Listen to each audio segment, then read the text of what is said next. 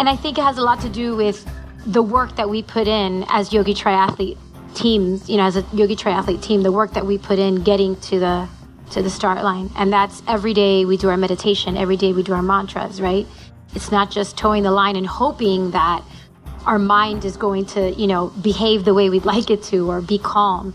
I think it's that training that every time I go into a bike, I'm going to do the 3 hours or the 4 hours that BJ prescribed. And if I don't, he's like, why did you cut it short 10 minutes?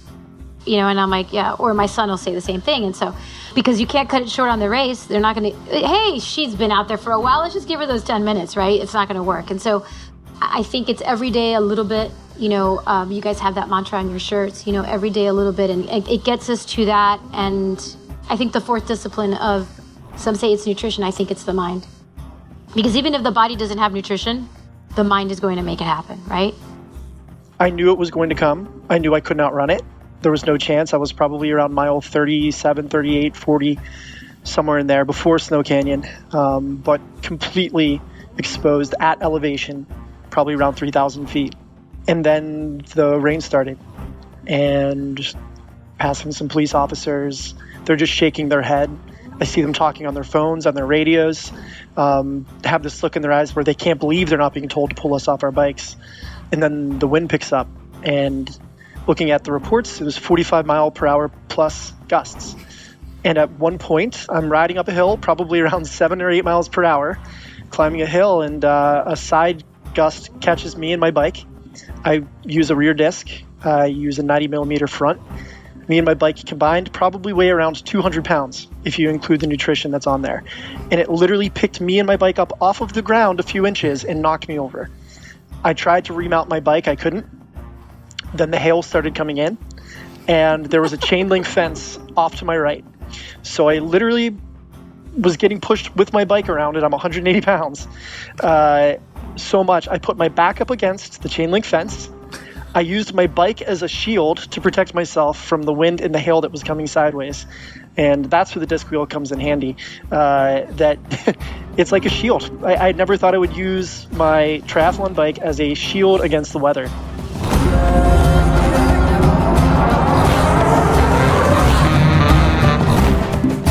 Welcome back to the Yogi Triathlete podcast. We are Jess and Beej, and we are on, I think, more than one mission at this point. But one of the missions is to assist athletes in reaching their dreams, and perhaps even dreams that they didn't even realize that they had. So we are hot off the red carpet of the Ironman 70.3 World Championship in St. George, and we are here with Matthew and Telsys and BJ to smack down the race, which is one of our favorite things to do. I love it because I get to be the host. I don't have to share the space. So I'll be shooting off the questions as they come through me, and we'll see. And so, because we're on a bit of a sketchy sketch, Telsys has to bring her son, or gets to bring her son, to a very late practice, by the way. I know, right? That's very late, 7 p.m. It's Miami Beach. It's Miami Beach. They do things a little differently around here. Yeah, all night long, baby. Soccer all night long. All right, so we're going to jump right in. And Matthew, I'm going to jump in with you, because you were the first of the three of you to qualify. It was somewhere back around 2019, I believe, which I think a lot of people who competed this past weekend can relate to. But I want to know, especially since you carried the vision and the journey for quite some time, how did it feel like that morning? And I can't say in your wetsuit because there were no wetsuits, but how did it feel that morning standing there on the brink of starting your first world championship? Felt like a celebration is what it felt like. Something that we always talk about is race day is celebration day. And it's incredible to be able to toe the line with the best in the world. And I was fortunate enough to be in one of the first swim waves. I got to see the men's swim wave transition come in. I got to see the women's swim wave transition come in and go out. It's just incredible to see top performing athletes doing what they do, and then immediately getting the chance to jump in the water where they just swam and race the same course following behind their footsteps, their tire treads, their swim strokes. It's a pretty incredible feeling. I will tell you that I never had doubt that the World Championships would happen eventually, and we would all have our time to jump in the water, get going, and really compete as hard as we possibly could. Did I think it would take 2 years? Not necessarily, but just a feeling of gratitude really was where I was with it. No stress, no anxiety, just feeling prepared and ready to get going. Nice. BJ, how about you? I'm going to go in order of the qualifications. BJ, how about you? This is actually the second time you've qualified for Worlds. Oh, that's so funny because when you qualified for Worlds before in Syracuse, it was like crazy storm moved in and they pulled me off the course. I didn't even get to finish the race, I don't think. But anyway, how did it feel for you? You qualified in May. How did it feel for you being on the start line? Yeah, well, Matt touched upon it, just being in that gratitude and appreciation that we were able to race and that we're physically capable of qualifying for such a prestigious event, like best in the world. I mean, if you can frame it like that, you can justify it any way you want and come up with any sort of like, well, it was, more spots and, people didn't have their best day and whatever you want to put in there to keep you small. But everybody has the same chance to show up and be there and toe the line. So yeah, I was super stoked is the word. It was really cool to be in the energy of professionals. And although I didn't get to see professionals, I didn't get to see them race because I was the last wave of the men. I think the first time I saw them was I saw the women finishing their runs. That was it. That's all I saw for the day for professionals. But I felt like just being on that same course was pretty awesome. And like Matt was saying, I never really felt like anxious or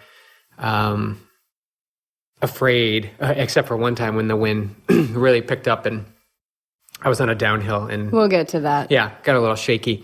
But yeah, just sheer gratitude and appreciation. I've worked hard to put myself in the position to be one of the best in the world. And it's great. The ego likes it. The ego likes to be, recognize that the work is valued. But I love this because I do this because I love this. And it purely was a celebration for me, just pure joy to be racing and to have two athletes out there racing really filled up my heart. Yeah. Telsys, how about you? You qualified in Oregon, and how did it feel for you? Was that a surprise for you? Because was that a goal of yours, or was that like, okay, I guess I'm going to St. George? Oregon was just we were just on our way to Ironman California. So yeah, no, it was a total surprise. I called BJ crying. We qualified. He's like, could you be more specific? Do you mean you qualified? Yeah, I meant you qualified, we qualified, right? So I was the last of the swim wave to start. I went in the water at 9:51. And I had my normal pre-race jitters that I always have, and it's something that I've always had to, work on controlling. But because I had such a long time sitting in transition, waiting, I didn't have that. I was like, maybe they're onto something. Maybe this is the way it should be, right? And so I went in the water really confident, felt great, having the best swim until I made that first turn. And now I can see what was behind me. And it was this ominous dark cloud. And I'm like, please don't let them take us off the course. Please just let us finish this course. Right. I just went to we need to finish this. Right. And so, I got pulled out of the water. Yeah. And so, probably about with 500 yards left to finish the swim. And it was you could feel the pellets of rain falling on you as you're swimming. It was really intense. And the lake that was really flat went really choppy, really fast. And despite that, I was really impressed with the fact that I'm just going to keep going until they tell me that I can't, right? I wasn't even thinking anything different, I was kind of impressed with myself because normally I'd be like, this is really intense. Are they going to take us out? And I was just, until somebody just stopped me and said, you need to get out now. There's lightning. I'm like, okay. And I was like, are they going to pull us from the course? And they said, they'll talk to you when you get to the shore. And there was nobody there to talk to me. I'm like, I'm getting on the bike. Bye. I'm like, I'm going. I don't know how far you want us to go, but yeah. I wanted to talk about the storm because it hit all of us. In different places. I was in town, and I started to seek. Same like you guys, and I want to know. Well, we know when you first noticed the storm coming in. There's a massive system. I was underneath this tree with a couple other people, and I'm Googling, like, is a tree the best place to be in lightning? Which, FYI, it is the absolute worst place to be. And then somebody else was like, oh my God, look at how big the system is. And he just showed me his phone, and I was like, this is getting everybody right now. Like all the spectators, all the racers were going to be blanketed by this storm. So when you came off the swim and got on the bike, the storm must have been like hitting pretty hard. How was that? Was it like, what were the feelings or the experience that you had, Telsys? Well, I mean, it was coming in really strong. Like it was coming in sideways. I typically don't train in the rain, and it tends to rain a lot in Miami, and so where I'm from. And so, I was already concerned about the elevation. And so I'm just going to go. Doesn't matter how fast, we're just going to do this safely, right? And so there was just no question. Just get on. I mean, it was like pellets hitting. Like you could feel it hitting on your skin. It was like somebody was shooting rubber bands at you. And it pretty much, it wasn't as intense. Like once the wind died down, it wasn't as intense, but it rained on me a good portion of, if not the entire bike for me. Because I was out there really late. Remember that. So... yeah. And the going, I'm not used to elevation, we're very flat here. So maneuvering climbs and then downhills wet with wet brakes, so that was interesting. That was really interesting. But, I felt confident the whole time. I'm really proud of that bike. All things considered, right? I qualified a month and a half ago. Don't really train in elevation, but I'll take it. So it was awesome. And getting to the top of Snow Canyon, because that was really where my focus was I need to get to that. That was the only fear I had on the course, was just getting to the top of Snow Canyon. Can I do it? Can I climb for 4 miles on a significant incline that I'm not used to training in? And once I got there, I was like, oh, that was celebration for me, with getting to the top of Snow Canyon. The storm system was moving north, so it was basically like your race buddy. Like that's why that surprised me. Like, but of course you had it for the whole, like the entire bike, because it was moving the direction that you were moving. Right. Matt, when did you first see the storm rolling in? Right, because we're in the land of big sky. There, you can see like the delineation of the morning to the end of days which passed through. You could definitely see it coming. So my age group, one of the cool things about this race was that you were with your age group basically the whole time from the start. So very cool thing. A lot of races you don't get to know who is in your age group and you're racing. But I heard a few guys asking volunteers, asking the police, is there rain coming? Is there rain? And I was just looked at them and I said, of course there's rain. Look to your left. There's rain coming. It's going to hit us. There's nothing we can do about it. Having this conversation with them as they passed me, by the way, on the bike. I knew it was going to come. I knew I could not run it. There was no chance. I was probably around mile 37, 38, 40, somewhere in there before Snow Canyon, but completely exposed at elevation, probably around 3,000 feet. And then the rain started. And just passing some police officers, they're just shaking their head. I see them talking on their phones, on their radios, have this look in their eyes where they can't believe they're not being told to pull us off our bikes. And then the wind picks up, and looking at the reports, it was 45 mile per hour plus gusts. And at one point, I'm riding up a hill, probably around 7 or 8 miles per hour, climbing a hill, and a side gust catches me and my bike. I use a rear disc. I use a 90 millimeter front. Me and my bike combined probably weigh around 200 pounds if you include the nutrition that's on there. And it literally picked me and my bike up off of the ground a few inches and knocked me over. I tried to remount my bike. I couldn't. Then the hail started coming in, and there was a chain link fence off to my right. So I literally was getting pushed with my bike around, and I'm 180 pounds. So much. I put my back up against the chain link fence. I used my bike as a shield to protect myself from the wind and the hail that was coming sideways. And that's where the disc wheel comes in handy. That it's like a shield. I never thought I would use my triathlon bike as a shield against the weather. But eventually that calmed down. It didn't stop raining. The wind didn't stop. The lightning was still happening in the distance. You could hear the thunder coming in a few seconds after each flash hit. I was able to remount my bike and continue on the course. And honestly, it was the most terrifying experience I've ever had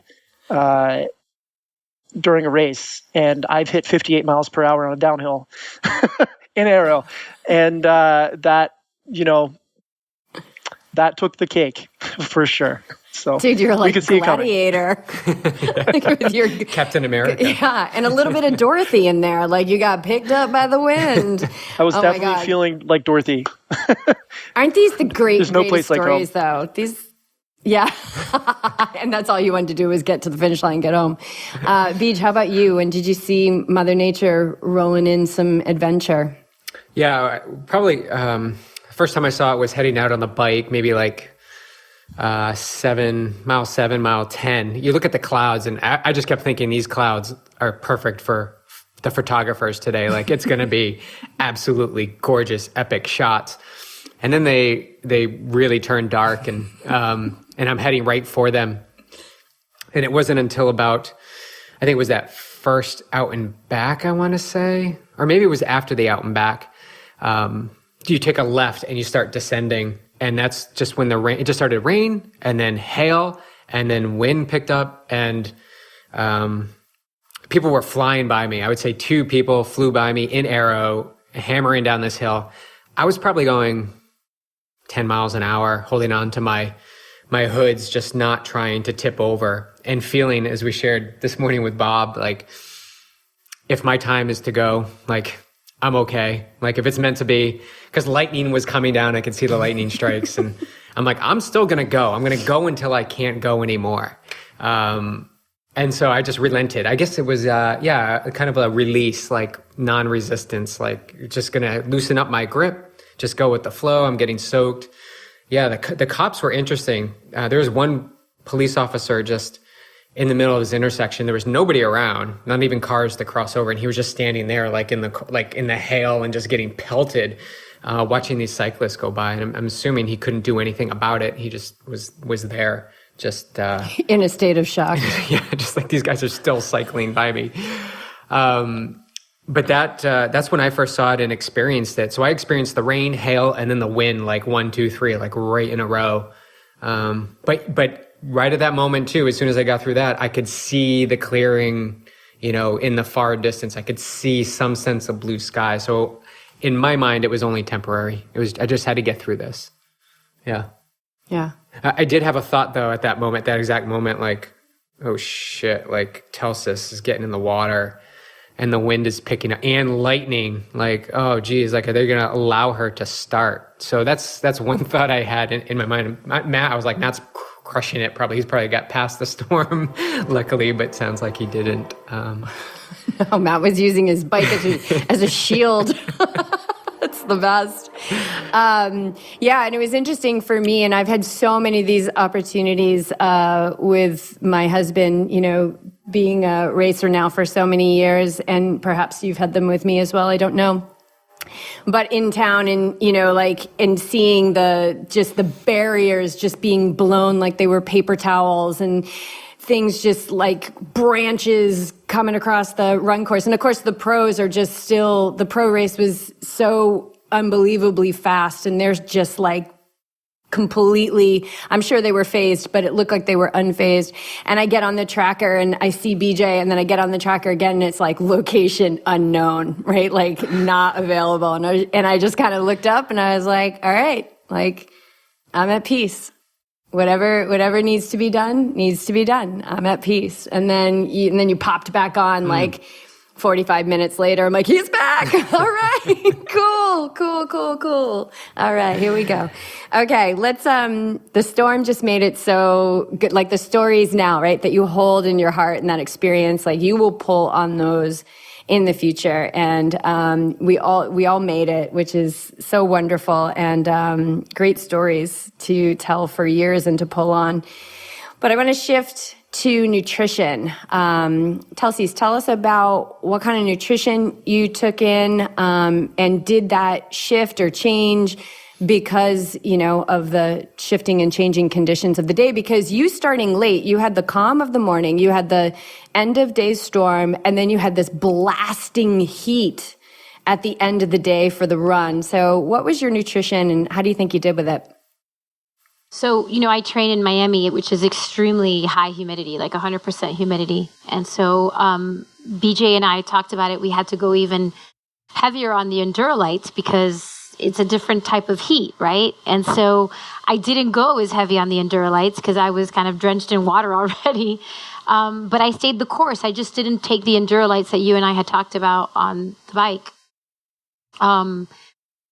But I mean, everything went to plan in that regard. I felt great the entire race. So I typically take picky bars on the bike, and I use scratch in my front bottle and my back cage. Sorry, my front cage and my back cage is just water. So I do a concentrate of scratch in the front, and I do a quarter of that, depending on how long I anticipate the bike to be. And so I just take about a quarter or a third of that, every hour, mix it with the water, in between, every 15 minutes, I try to drink a big chug of water. That's the goal. And then I break up my picky bars into quarters. So every 15 minutes, I'm eating a picky bar, a quarter of a picky bar. And that works great for me. And that's the exact amount of calories that BJ wants me to take in every hour. So I went method on that. I just didn't take the Endurolights. And how did it work for you? Did you have any stomach issues at all? No, none at all. Awesome. None at all. And going into the run, I felt great. And I do Huma gels on the run every 45 minutes. I did take the electrolyte Humas because at that point, the sun is now out when I'm running. I'm like, okay, all 4 seasons, here we go. Hail, spring, summer, fall.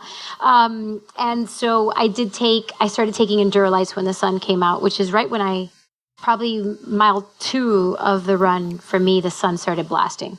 Oh, yeah. So it was hot. Right, you looked so good. Can I just say that? Like, you just looked so good. And actually, I had seen you the day before. I was out for a ride, and I saw you running on the path. Yeah. And you kind of came up over this hill, and I was like, ooh, that girl looks good. And then we started and I was like looking at your body and not your face, because I was like, ooh, I was like watching your footsteps thinking like, wow, she looks really good. And but you were like, Jess. And so anyway, you looked so good the day before and at the race. I mean, right into the finish was awesome. Oh man, I just had the time of my life. I was having a party out there. It was so fun. Still in awe of being here, of racing, we're really racing, and we're racing the World Championship, right? So I was having the time of my life, and my kids made it. So my kids typically don't come to races, so they were there, and I just knew every time I crossed the timing mat, I was like, guys, I'm one step closer. I'm one step closer to getting to you. So they were at the finish line, and knowing that it was just a celebration day, like you guys always call it. So it was really fun. So nutrition was on point. Every 45 minutes, I took in a Huma gel, a ton of water, kept putting ice down my sports bra to keep myself cool. I felt good on that run, except for the uphills, because those hurt a little bit. But I felt good, body-wise. Like, my body was great. I didn't feel the heat, I guess is the best way to put it. I didn't feel the heat. It just, the uphills hurt, because I'm not used to training. And then I think the elevation, got to me on the run the most. So, I walked it a little bit. No shame in that. And on the downhills, I took full advantage of it, which... you saw me coming in. I was coming in hot. Yeah. You were. But I love that. And I think that's a great strategy. It's like, you're not used to that, and that was really hurting. And so you adjust and you're like, where can I maximize speed, right? Like, where can I get free time? And so you just hammer those downhills, because it's 2 loops, right? Like, You can hammer anything for 2 loops. Yep. Yeah, and those were legit downhills. I loved that. They were. Yeah. At one point, I was like leaning back. That last downhill when you go, you guys know it, with the I love STG sign, and then you kind of do that loop and you go down. You're like on your heels. I literally yelled at somebody, "Can somebody give me a snowboard so I can get down there faster?" Because it was like, it's like this is a blue or black diamond. But it was, what a blast! It was so fun.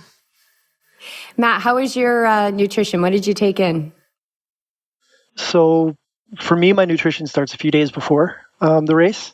And really, it's starting with making sure I'm drinking my hydration drink that I keep with me on the bike. My nutrition's almost purely liquid on the bike. I do use a gel bottle, and I have emergency gels that I keep. I keep 2 of them in the back of my kit if I need it. But it starts with that. And the night before, I had pasta, some protein to go with that. The morning of, I made sure that I did what I always do, and it's eat ramen noodles. Gives me the liquid, it gives me the carbs, it gives me some salt, sodium in there as well. And I also was kind of hungry because we had to take a bus out to the swim start from Ironman Village, essentially. And I took some Pop-Tarts with me. I ate those. But about 20 minutes before the swim start, I crush a gel. I'd taken a little bit of water to help wash down the gel.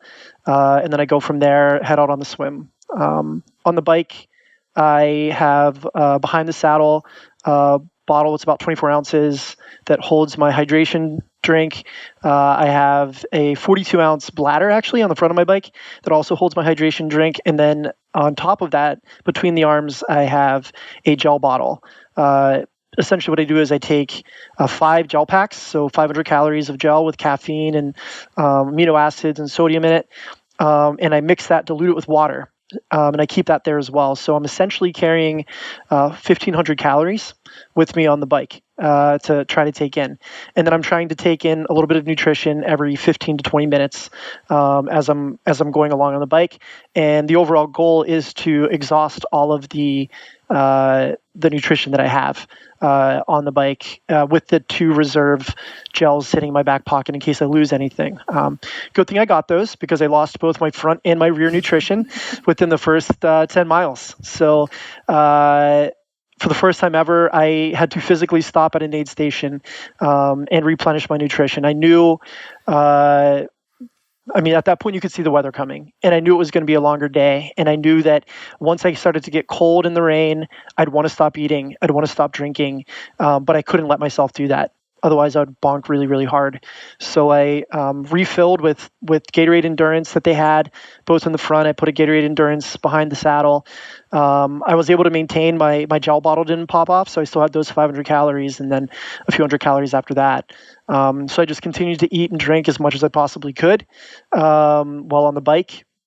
I ended up stopping 3 times. One of them was when I got knocked off the bike, but I stopped the second time to grab a couple Martin gels because those go down really easy and they seem to work really well for me. And I grabbed a few of those right before the climb on Snow Canyon. I knew Snow Canyon would be a really good opportunity to take in a lot of nutrition before the run because once you get to the top of Snow Canyon, you've essentially got a really fast 9 miles where you're legit going 30 miles per hour average or more the entire descent. And then you get into transition and it's immediately out on the run. And then on the run, I was taking in Red Bull, water, Coke, water over the head, chips, anything that I could just to try to keep my energy up. I did have some discomfort on the run on the downhills. When you're really pounding the quads, your stomach starts to bounce a little bit and things slosh around. So I did feel some discomfort when we were on Skyline Drive, heading towards the turnaround. But it was pretty minimal. It went away. It usually goes away for me after a while, but it was really, I felt like that day was as much an eating competition as it was a triathlon, just to try to get in everything that I knew my body needed because of everything that had already been through on the day. And a lot of that is, this was my slowest race time-wise that I've ever done.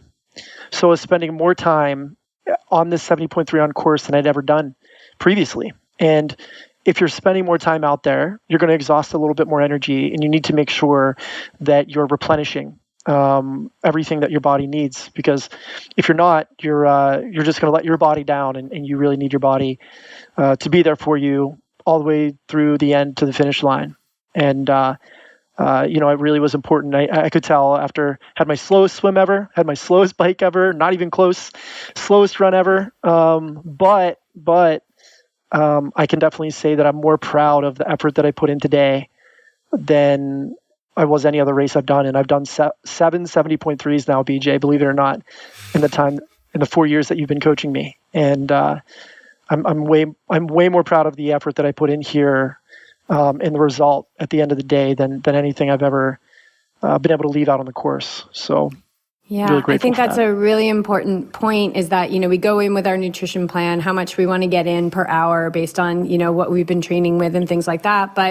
And I've seen mixed opinions on this, and maybe a little bit of mixed science on this, is that, if it's cold, if it's windy, that you're burning more. I believe that. I lean into that group, because how can you not, right? And especially if you think about, like, this storm coming in affected your nervous system. Like, this is fight or flight, right? Like, you're telling me you're on the side of the road holding your bike up to fend off, Telsys is getting pulled out of the water, doesn't know if she can finish. Like, this is a heightened state in your nervous system. I think you're going to be burning more. So it's really important to pay attention to how the day is going down, and what is the weather, and is it what you expected? And if it's not, what do you need to do to adjust your nutrition to ensure that, you're setting yourself up for the greatest success. So, Matt, with those bottles, like the liquid nutrition you use and the gels that you load up your bike with and stuff, what brand do you use?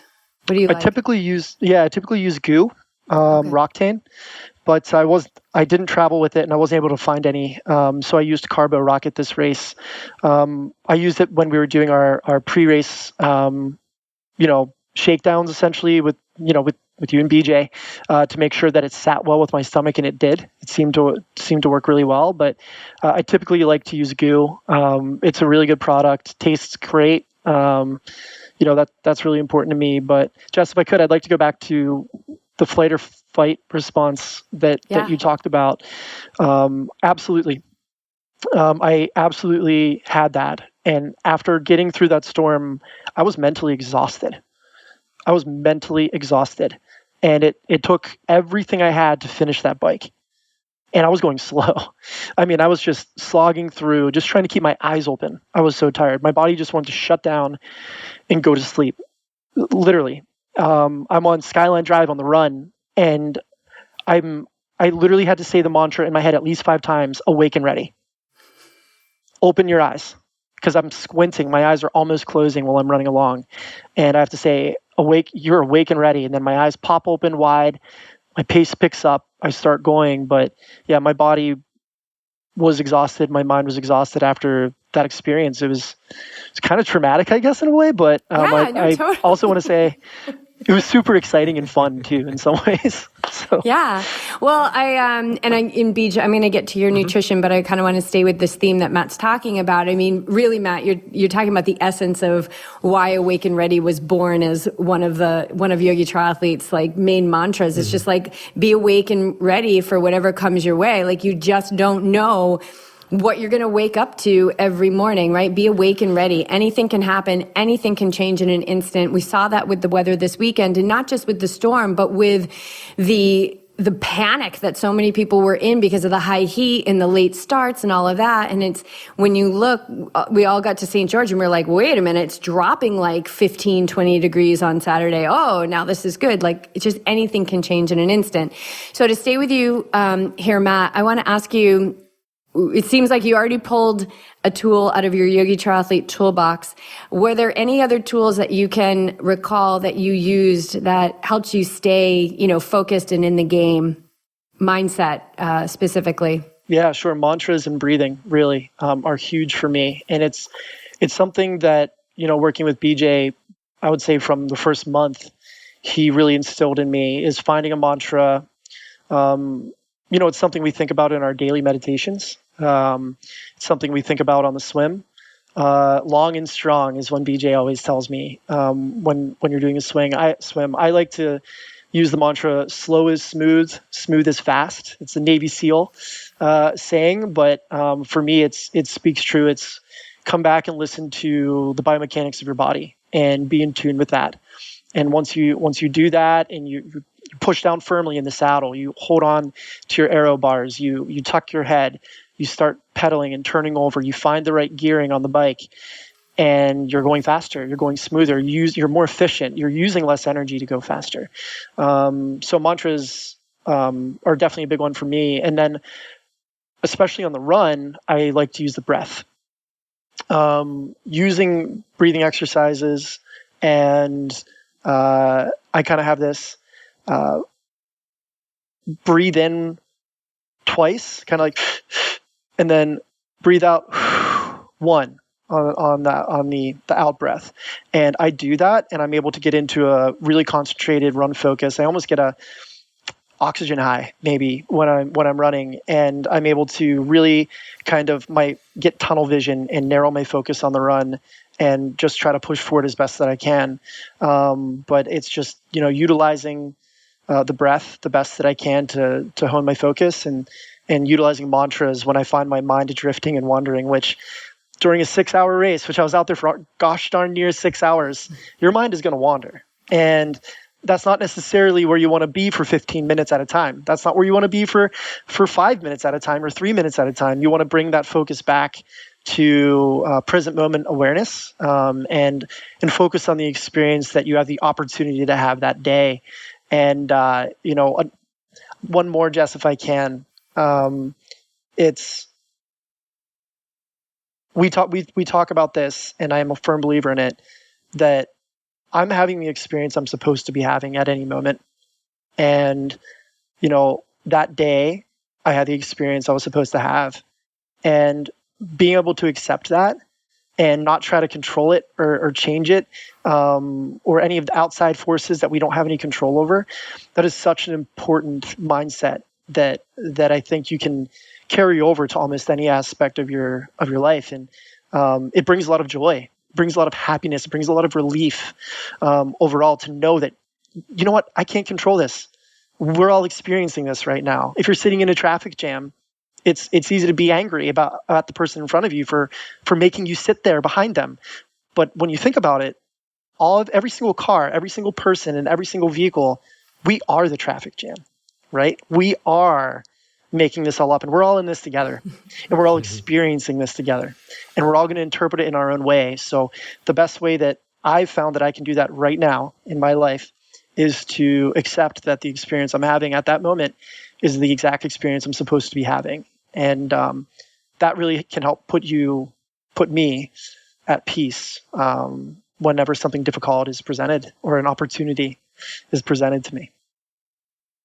Yeah. Wow. That's 4 years of being with Yogi Triathlete. I'm not taking responsibility for any of that. You do the work, but that's wonderful. And that breath, like the double inhale, exhale. I've been in pranayama classes in yoga where we do that, and it's very much like it's a healing breath, but it can make you feel like you get a little bit high from it, for sure. All right, Telsys, I want to know about your mindful toolbox, and did you need to pull anything out of that for the day?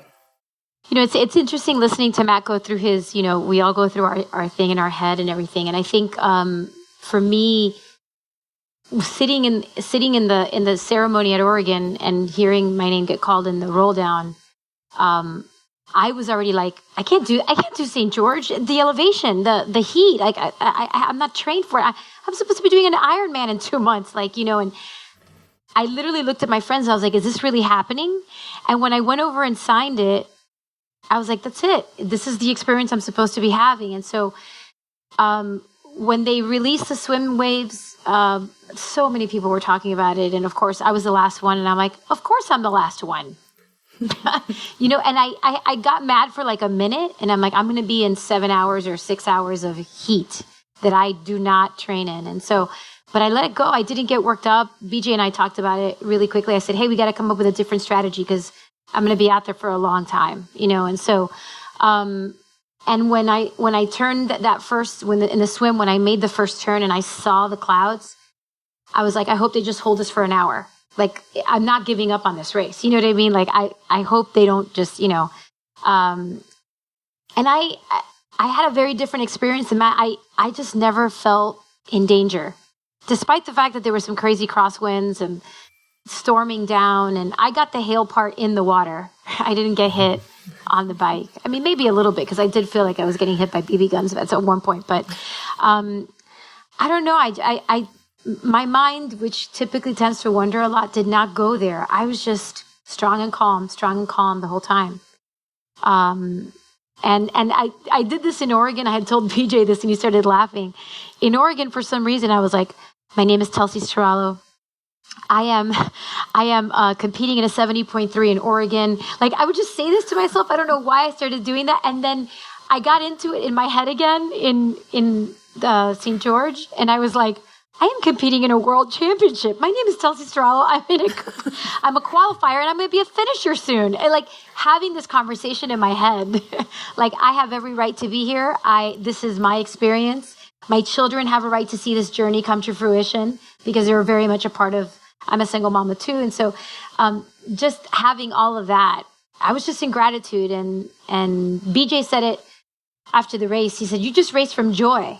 And I was like, yeah, that's just what it felt like, And so I never felt like I was in danger or at any moment the race was going to stop for me, or different than Matt. And he's like, I was out there for 6 hours. I'm like, Matt, welcome to my life. Like, I'm a mid-packer.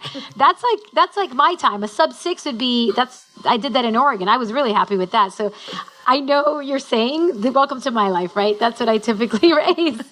So it's a long day for me out there too. And so I think it has a lot to do with the work that we put in as YogiTriathlete teams, as a YogiTriathlete team, the work that we put in getting to the start line. And that's every day we do our meditation, every day we do our mantras, right? It's not just towing the line and hoping that our mind is going to, behave the way we'd like it to or be calm. I think it's that training that every time I go into a bike, I'm going to do the 3 hours or the 4 hours that BJ prescribed. And if I don't, he's like, why did you cut it short 10 minutes? And I'm like, yeah. Or my son will say the same thing.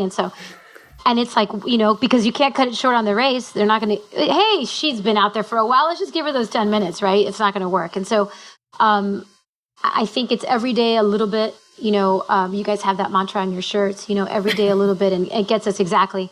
It gets us to that. And I think the fourth discipline of, some say it's nutrition, I think it's the mind. Yeah. Because even if the body doesn't have nutrition, the mind is going to make it happen, right? Yeah. And I experienced that in my second full Ironman, where I had nothing in my system. My body was not cooperating with holding down any food. And I still finished that race. And I was out there for 14 hours with no nutrition the last 2. So my mind was determined. I will finish this race. I did finish standing up. And as I'm speaking, there's this ominous cloud coming and there's thundering. And I'm like, it's all happening again. But I attribute that mentality and that feeling of being safe and exactly where I need to be to you guys' coaching, for sure. My mind 2 years ago would have been like wrapped around still not letting go of the finish of the start time for the swim wave. My day's going to suck. I start at 9:51. I would have never let that go years ago. And I think one of the most potent things that we've learned that I hope we've passed along to you guys is that, when you're in that collective of people, if they're complaining, if they're talking about the fear that they're having about it, it's I always say to people, like, we love those people. Why do we love those people? Because they're doing the same thing that we're doing. They're trying to feel better, right? So the complaining is actually an action that they believe that will bring them towards relief. But get out of that conversation. I tell people all the time, I had an athlete that was racing worlds, and I told her, I said, if you're in that group, walk away, get out of that environment. Be in solution energy, right? Solution energy. Yeah, be in the solution, not the problem, for sure. And, I love your contrasting experiences, because there's going to be a race that you do, Telsys, where you're going to the mind is going to be hustling you. And Matt, you might have one where, the mind is just so quiet and it's just so smooth the whole time. And I've experienced that myself. And I just recently did a race and I had incredible amounts of mental chaos. And I thought, okay, well, this is just what I've got today. And for whatever reason, the mind doesn't feel satisfied with any of this. So where's the toolbox and get out and start using those tools. So Beej, we're going to circle back to you to talk about your nutrition. Yeah, nothing really changed. I'm pretty consistent with my pre-race nutrition leading into any race, really 70.3 or full Ironman. Even the change in hours, I still had my breakfast, I think about 3.5, 4 hours before. So it was a little bit longer, but I packed like 3 bananas with me. So it was plenty supplied, and a Cliff Bar, I think. But I didn't have the Cliff Bar. I just didn't know how I was going to feel. Because I get super excited in that environment. And I knew that having teammates there was pretty awesome. And I knew plenty of people in transition to catch up with. But I was treating this race as I really wanted to dial in that nutrition at the end of the day. So on that run, I really wanted to be prepared for a fast run. And I knew it was dry here in California. We get both conditions. Like we can have humidity here, and then I can go 10 minutes in, and it can be a little bit desert climate. So I was practicing training in both. So I stuck mostly to the same nutrition plan.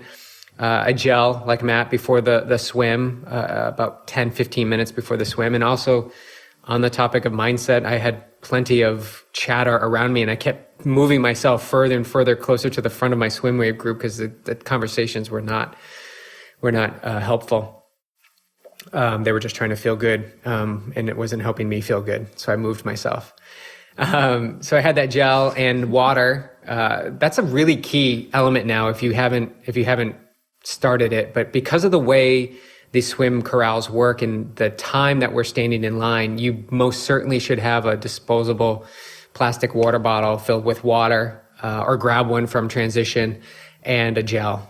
And you can sip on it all the way up, because that line can be anywhere from 15 minutes to, an hour to an hour and a half, or 2 hours even. So you got to bring that stuff with you, and there's plenty of trash to throw it away. So that's a really good tip, the way that swims are running now. So yeah, swam well, not as well as I thought. I felt really good, but that's okay. I felt really good, and that's what I'm going to focus on. I ran out of the swim onto the bike and just went through my normal protocol of Goo Roctane. Grape flavor is my favorite. So I had 2 bottles of that. Lots and lots of water. I had to pee so much on that race day. I peed probably 3 times on the swim, during the swim. And I peed once on the bike. And I peed for a really long time in T2. That's why I had a 6-minute transition. I really had to go. We had a little bit of a marital dispute over that 90-second pee too. We did. Should have just done it in your pants. My bladder was so full, and the cramps were starting to come. I was like, I want a clean run. I want a clean run. I don't want my pants to be even more soaked. So I ducked into the porta john. But on the bike, so 2 water bottles of Goo Roctane, a gel, some base salt. Of course, base salt I was taking in every 20 to 30 minutes, about 2 to 3 licks of that. Not Enduralites, the BCAAs from Goo. And then 2 ibuprofen with about 30 minutes left in the bike. I pop those. I rarely take it. I really only use it on race day. And that was it for the bike. I took in a lot of water. I picked up a lot of water along the way. Maybe that's why I had to pee. And I probably swallowed a lot on the swim. But I got to the run, and my new strategy for the run was to take one of those electrolyte drinks that you get at like 7-Eleven. I've been crushing them on my long rides, like about halfway through. Grape flavor. Oh, that's interesting. They're both grape flavors. That's not interesting. Pretty consistent in my flavoring process. Decision making. He gets a flavor, sticks with it. Why change it up? Yeah. That's been consistent, BJ. Yeah. Right there. Is there peanut butter on that? There should have been. So we ran out with that electrolyte drink. So it's 130 calories in the bottle. It's got potassium. There was 240 in there. Mm-mm. Okay. Yeah. But really, it just resupplies your electrolyte bank, and it has some calories in there. So I ran with this huge bottle. You can see it in one of my photos coming down the hill. I actually did the whole lap with it, but it made me diligent with my nutrition. So I sipped it every mile on that first lap. So that was 130 calories. And then I ditched it at when we did the turnaround to go out for the second loop after I pounded down that hill, which was so fun. When I saw you, you were running uphill. Yeah. And you looked so strong. So strong. I was so happy. I'm like, yes, I caught him. I caught him. At least he hasn't finished yet. And I'm still on the bike course.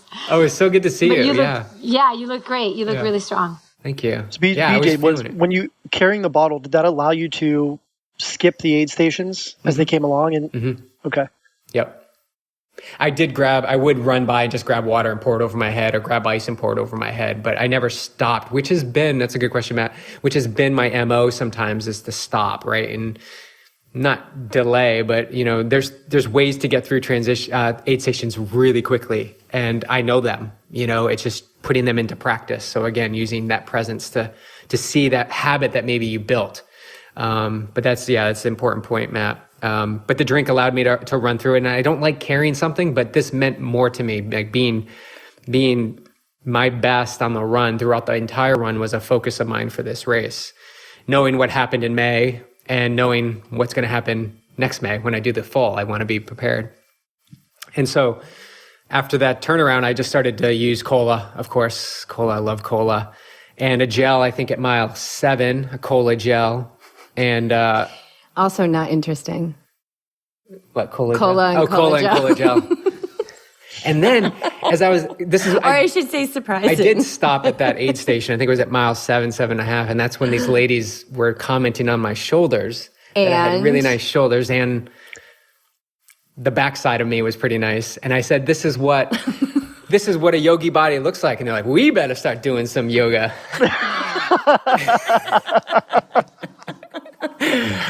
So I was having fun out there. It was really fun. But I have a question, because both you and Matt talked about drinking cola. Do you guys train drinking cola? Mm-mm.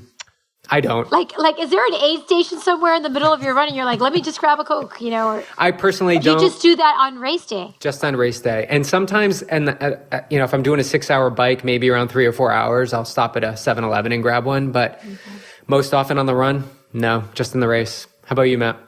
I don't. I mean, I take the Goo Cola gel packs too. So I use the Jet Blackberry. It actually has a higher sodium content and caffeine content in the Jet Blackberry. And I use the cola. It's not ramen, but it'll do. It's not ramen, but it'll do. That's right, Telsys. That's going to get that ramen blended down into a liquid format so we can take it all around. Sounds delicious. I could eat that all day, seriously. No, I don't utilize that before running because it generally does upset my stomach. But I feel like in the experience I have, I've done the 7 halves and I've done one full now. That for whatever reason, cola, Coke, Pepsi, whatever, it hits the system faster for me, and it really speeds me up. And I don't know if it's the carbonation and feeling those bubbles and that caffeine too, some sort of like Pavlov's dog's kind of effect on my brain, that it's like, oh, you're going to wake up here in just a few minutes because you just had a Coke. I wonder if it's that. I don't care if it is, but it could be. It just seems to work for me, and I don't actually get the same response from the Red Bull. I get it more from the Coke, and it's a strategy BJ gave me 3 years ago.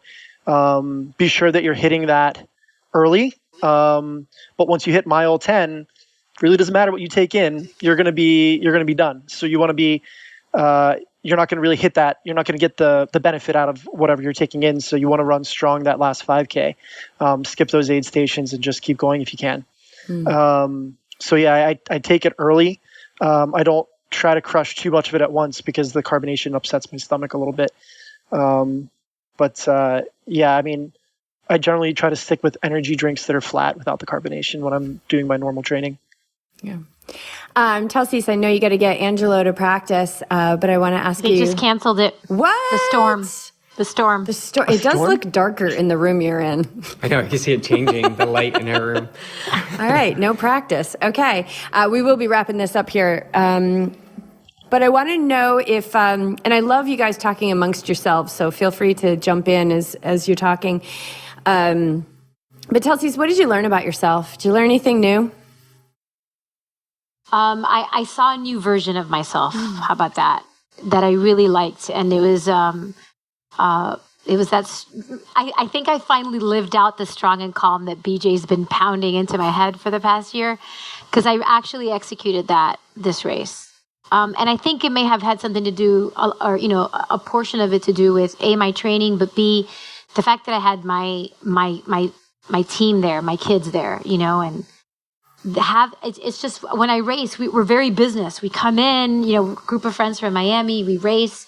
There's nobody at the finish line. We're all racing, you know what I mean? And so the fact that I had that support system it just meant everything to me. It was very special to me. So there was no doubt about finishing. There was, I just was very confident out there, and I was having a blast in not on Snow Canyon, those 4 miles, maybe not, but no, it was, I'm really happy with the bike. I'm really happy with the nutrition. I'm really happy the way the whole thing got executed, despite the hail and everything around me. I just felt very centered and very in control, which is to some extent who I am. But in racing, I tend to kind of go a little bit out of that. I get a little frazzled.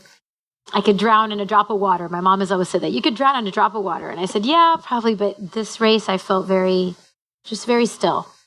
That's awesome. I love that. Yeah. It's beautiful. You saw a newer version of yourself.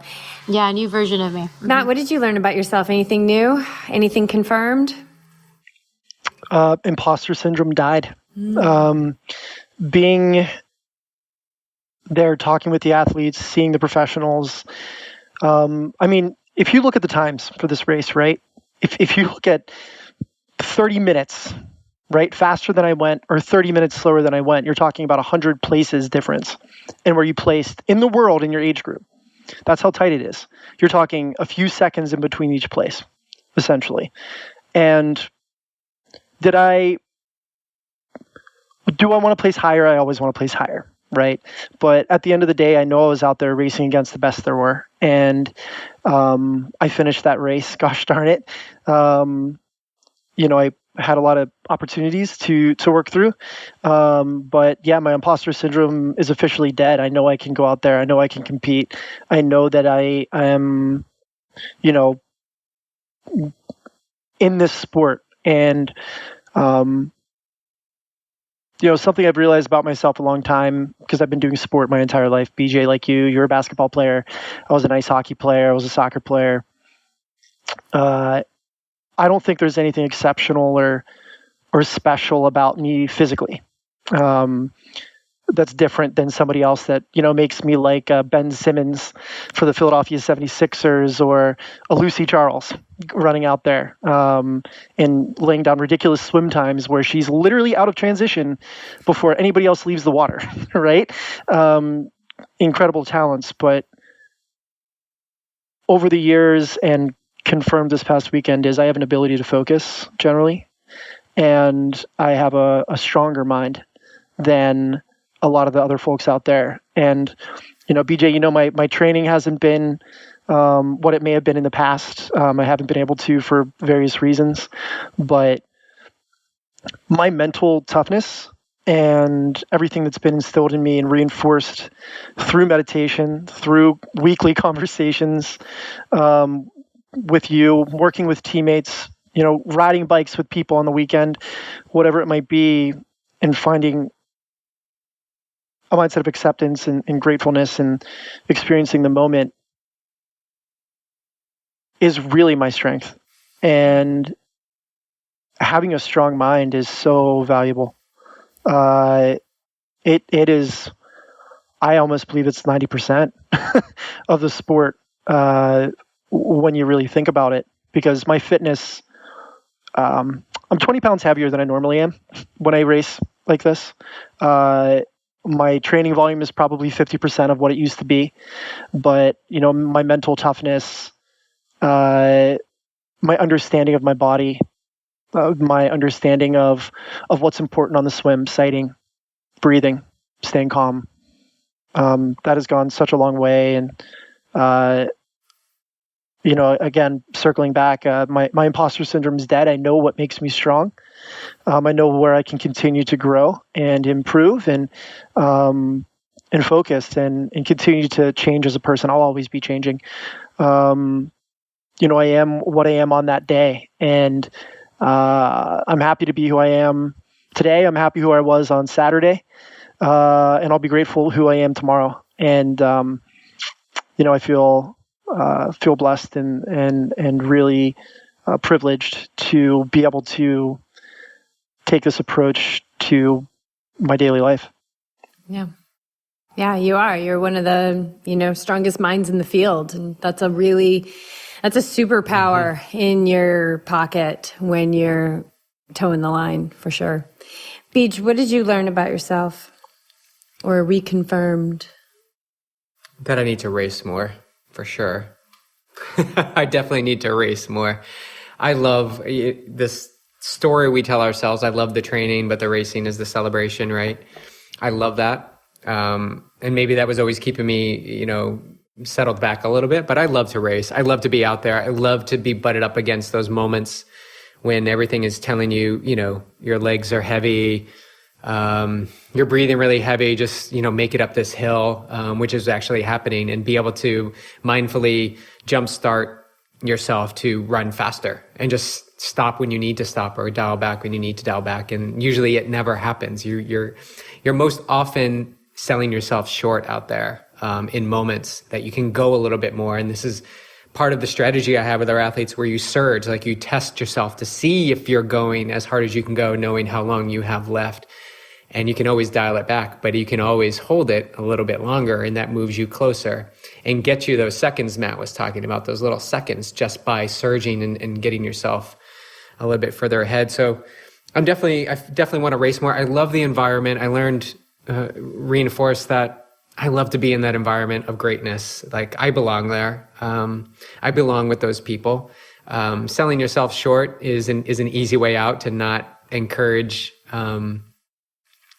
to do more things that scare you and have risk involved and doubt and fear and moments of, I'm not sure if this is going to, kill me, or I don't know if I'm going to even finish or come close to the time I want. But backing up Matt's point, presence is power. It's a really big superpower. It really is. The ability to pull yourself back into the moment, not the, as Jess would say, the commentary that's going on in your head, the story that you're reinforcing. Of course, I want to go faster. I know I can go faster, and it's that belief that I tug on for the past, 18 years in this sport, is that I know I can go faster, and that's my belief. It doesn't matter what the time says. It doesn't matter what people say. I believe it, and I've got a partner that believes it fully, and I've got a whole team that is behind me. So, and we have some data. And a little bit of data and information, which the ego likes. Yeah. But yeah, I want more of this. I want more of being a part of an athlete's success in achieving world championship level. Like, I remember when Matt qualified and he called me, we were at Superfrog at the information booth, I remember, and it was like my first athlete qualifying for worlds. This is amazing. And you right away were like, this is just one of many. So, and then walks in Telsys, she's number 2.